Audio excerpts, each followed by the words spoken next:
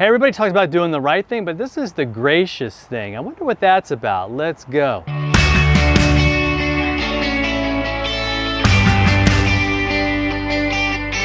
Yeah, what is the gracious thing?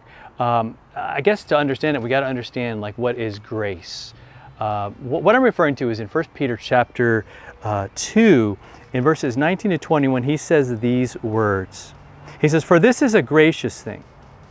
And I think he's talking about how we show respect even to people who are unjust, even to people who are like coming at us and maybe they've wronged us, and their treatment is harsh maybe.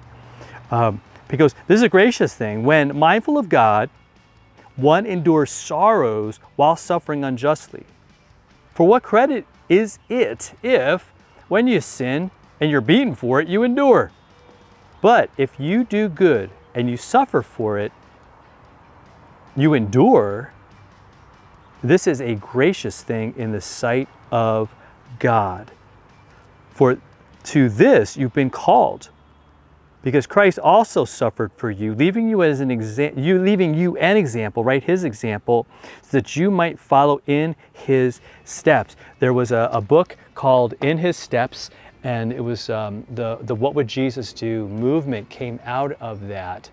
And it was asking that question, how would Jesus handle this? How would Jesus treat that other person? And when you look at how Jesus did things, when he was attacked, when he was beaten, he didn't retaliate. He didn't say, "Oh no, this is unjust."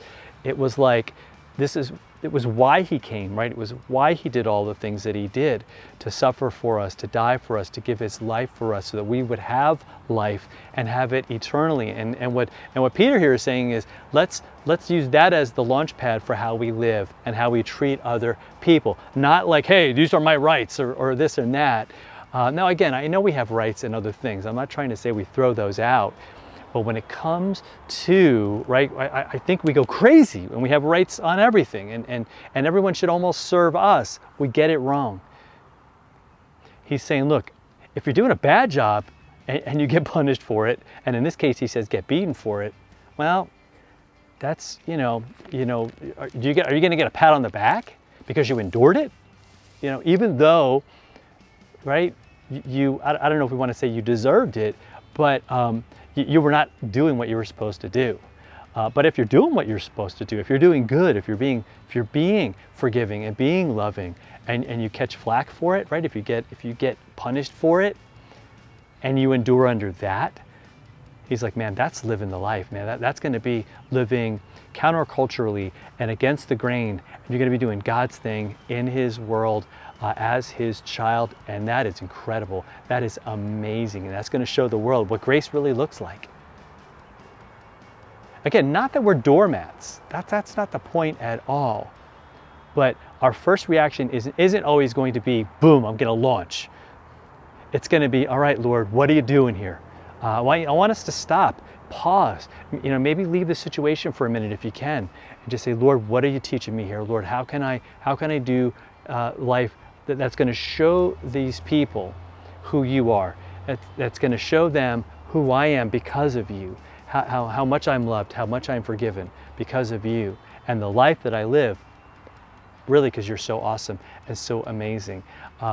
Again, I guess what I'm trying to say is we just need to be trusting God and constantly just going to him and taking all this to him so that he might be ultimately glorified in all that we do. All right? So praying that helps. If it does, hit that share this with somebody, hit that subscribe button. And again, I'm Pastor Fred. This is the Follow Through. Can't wait to get to tomorrow's. We got 2 more days in 1 Peter. We're in chapter 2, and we're going to kind of finish this section Friday and Saturday. See you then.